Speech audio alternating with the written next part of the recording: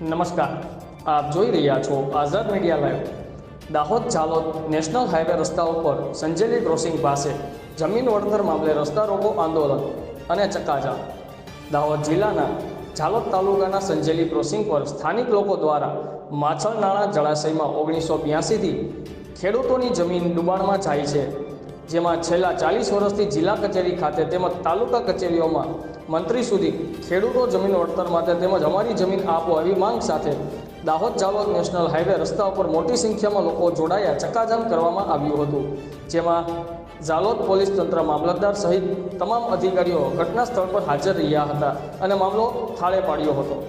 Reporter Kalpeshbhai Chauhan, આઝાદ media live, Jhalod.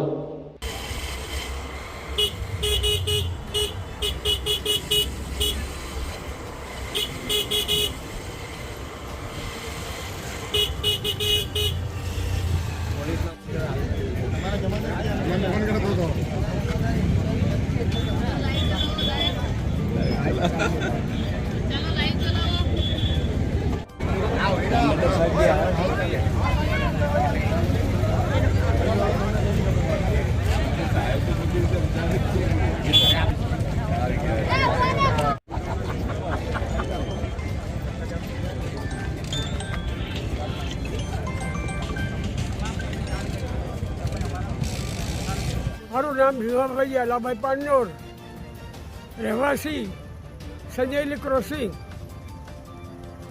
છેલ્લા 40 વર્ષથી આ જમીનનો કબજો મેળવવા લડત લડી રહ્યા છે, પણ સરકારની આંખ ઉઘડતી નથી।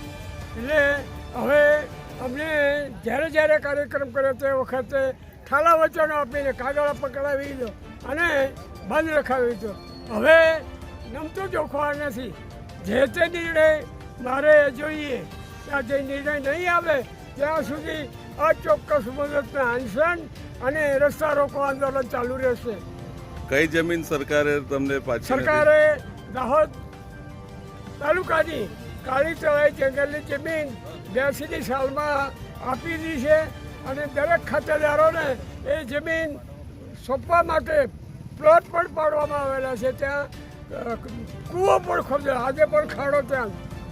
એ જમીન આ બધું કરવા છતાં ત્યાં લોકો આમ બેસી ગયા હતા રોડ ઉપર, ખેતરમાં, અને પોલીસ તંત્રને સાથે રાખી અને બધાને ઉઠાડ્યા હતા। એ જમીન હમણાં સરકાર સેનામાં હવે સરકારે અમને જમીન આપે। આજે 40 વર્ષના વાણા વાળા આ લડત લડીએ છે, છતાં પણ આંખ ઉઘડતી નથી। એટલે હવે આ બાબતે અમે નમતું જોખમ માંગતા નથી।